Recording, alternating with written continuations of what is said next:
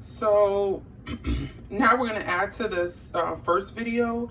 So I did get a little small strainer, you see here, and I'm going to take this kombucha and I'm just going to like strain it through, right? And then when I get it all strained through, I'm just going to pour it in a cup. And like I said in the previous video, I'm going to add just a drop of stevia. I don't want a real sweet. I just don't like it tart, and I don't like the vinegar flavor. And I know different kombuchas are different. So that's what makes it really lovely when you do buy kombucha. Different companies do it different ways, and I really enjoy actually GTS kombuchas. However, since I've been making my own kombucha, it's funny because I haven't really bought any GTS. The last time I really bought GTS was from Nature's Way here in Stratford, Connecticut, and I bought like a regular original bottle to actually start a new SCOBY. However, that didn't go too well, but I still have one of the original kombuchas that I'm gonna try in a little bit of tea in a smaller bottle. So I'm probably gonna put like 2 cups of, you know, sweet tea, and I'm gonna put 1 bottle of GTS, and I'll probably like put a cloth over it and a rubber band and let that sit for a few weeks and see if it builds its own SCOBY. However, the SCOBYs that I did get for this kombucha, I did purchase offline. I'll share the company down either in the comments below or in the post that I use their SCOBY, and their SCOBY work really well because I've built like numerous SCOBYs now. So like now I have a hibiscus SCOBY, I have a green tea SCOBY, I have a regular black tea SCOBY, and it's only April, and this is the stuff that I did, and I don't do this all day long or all the time, but the more you actually make the kombucha, the easier it gets. Plus, I'm going to tell you that if you're making your own kombucha, you get a variety. You get to not waste your fruit. So I had got, I think from Whole Foods, I ordered like papaya, pineapple. I didn't get to eat it when it was, you know, just a little firm to the touch. Because when I eat fruit, I don't like it too sweet. But I like that sweetness, but a little firmness, not smushy. So what you could do with those fruits is that you just cut them up. You put a liner on a tray. You spread your fruit out, put it in the freezer, let it freeze. Because obviously if it's going in the freezer, it's gonna freeze, guys. Like, yeah. So like, yeah, let it freeze. And then you'll put it in like a plastic bag, and now you have fruit to make smoothies. You have fruit to do purees for kombuchas. So don't throw out your stuff, or you could throw it in the compost. I mean, but just don't throw it in the regular garbage.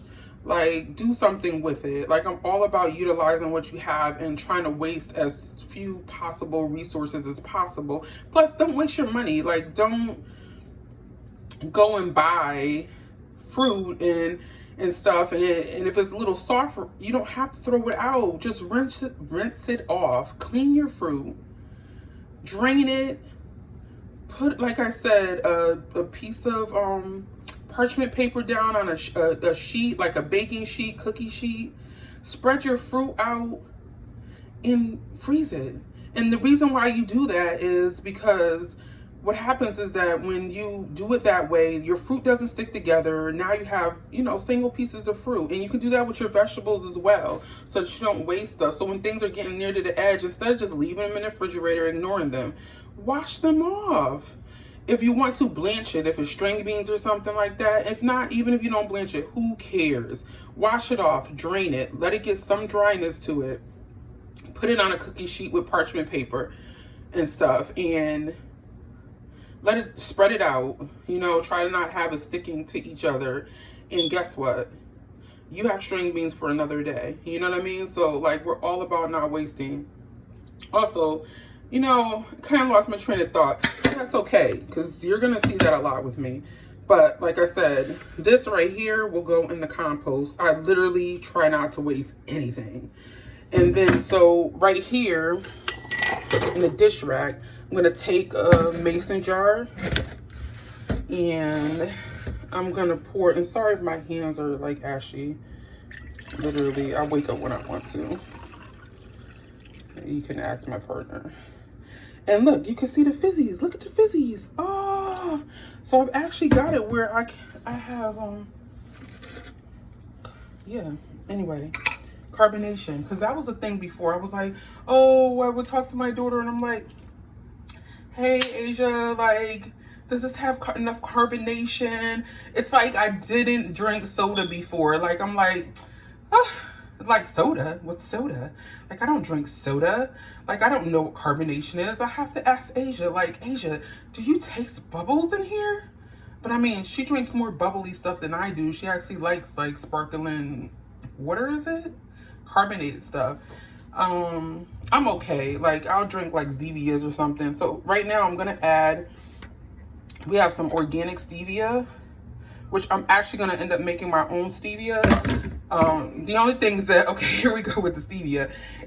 When you make it too, it can get bitter. And this is so sweet. I don't remember how times sweet it is than sugar, but stevia is super, super sweet. So yesterday I added a few too many drops. It was too sweet for me, but I think 2 drops, I think this would be great. I think 2 drops is good. So you're not gonna see me sip this, but you're gonna hear it. Hold on. I think that's good. I think I'm just gonna add another drop. So maybe before when I added drops. Oh, well, you seen like 3 drops go in. We'll survive. But the flavor, like I'm telling you, the flavor of the papaya pineapple, geez, guys, geez. It's so tropical. It's so refreshing. It's so yummy. You don't even know what you're missing. So I'm actually starting these videos out without actually showing you how to make kombucha, but I'm gonna backtrack and I'm gonna, when I do another kombucha, I'm most definitely gonna show you how it's done. I'll probably just have the whole stuff in sync because right now you're not gonna see me right now. You're just not. Like I said, most of the time I'm waking up, I look crazy. I didn't do anything yet, like, but I'm like running around doing chores. Like I'm in a Bridgeport homestead here in Bridgeport, Connecticut. And I'm like, oh, I gotta wake up, but I gotta do my chores first. I have to check my plants. I have to like do laundry. And sometimes it takes a lot of will because I'm like, I'm tired. I'd rather just lay in the bed. But if I lay in the bed, I'm not gonna like that either. But anyway, but I wish you could try this. So I'm gonna taste it again. Oh my God, perfect. It's a slight vinegar taste now once I took but it's great. And I think that this is what I'm gonna say. I think that when you make something yourself, you're a lot more particular. I think that if I didn't make this, I probably wouldn't be so, oh, it tastes so vinegary. It's just like when I bake, my taste buds are like amplified compared to somebody else's. Like, I'm just like, no, I don't know if this is right. The texture, and somebody else might be like, oh my God, it's amazing. And I'm just like, I'm not sure. Because I just think that in general, instead of accepting that we did our best, like we're a lot more critical of oneself, you know, versus somebody else. Like they're just eating it. They're not thinking about how it was made. You know what you did when you made it. And you just want to make sure your recipe's right. You want to make people happy when they eat your desserts or whatever food that you give them. So it's a lot. So yeah, like I said, I'm like creating my own homestead life here in Bridgeport until I actually get my land. So, you know, like I get up and I do chores, like I do garden stuff, work, laundry, clean up. I take care of the cats, you know, so that would be my practice of like having like chickens and maybe a dog too included with cats. I'm excited to have land and have my cats and stuff. I really just want to build them like their own house with all these fun toys and playing and like, and then also as well have them out at the garden at times and stuff because they can keep away certain pests. So if you end up having issues in your garden with mice or something like that, whatever, I'm sure that will stay at bay if you have cats. So you won't have that problem with something eating your vines or eating your produce or digging at stuff. So and like I said, like I didn't say who I am, but my name is Khadijah, and we do farm on a quarter acre of land here in Bridgeport, and I do backyard garden, and that's what I've been doing for all these years. Really, I started with backyard gardening. So anyway, I'm gonna be out, so like I said, this is Papaya, or maybe we want to go with the label, pineapple papaya green tea kombucha, and it was second fermented for 121, and yeah, the second ferment was done, and I put it in the refrigerator probably a few days ago. So today is what, 4/9? So maybe I let it second ferment for, I don't know, maybe over 5 days. Like, it's just like if I get really busy, I'm like, oh my God, I forget. I don't forget. It's just, there's a lot of stuff to do around here.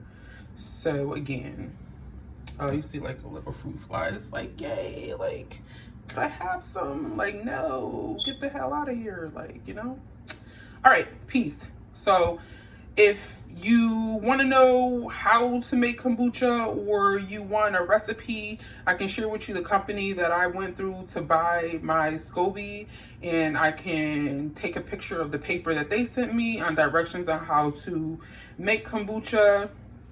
And if you have any questions or anything, like I said, or comments, you can comment in the comment section wherever this is posted, and I will get back to you in due time. And you can have really fun with kombucha. I love experimenting. It's so fun to make different things, and I plan on just sharing my experiences with you guys when it comes down to just making different things. Like if I want to make bread or rolls or whatever it is, like I'm just going to share my experience. So as time moves on, you'll end up seeing me actually in the pictures and stuff, but right now I'm just gonna pretty much like do a compilation of different videos. So if I start one video and show you this, then I'll stop it, because there's a lot of things I still don't know about video and videography. So, and then you'll just have to watch the different videos and kind of like piece it together. Like, so it'll be video 1, video 2, or something like that. I don't even know. I might sound kind of ignorant right now because I just don't know. Well, isn't ignorant does mean you don't know, right? So anyway, but that's not bad on me, but so anyway, so that I'm not ignorant, I continue to grow and learn and read and try new and different things.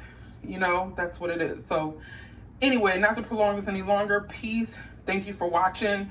Love you. I'm out.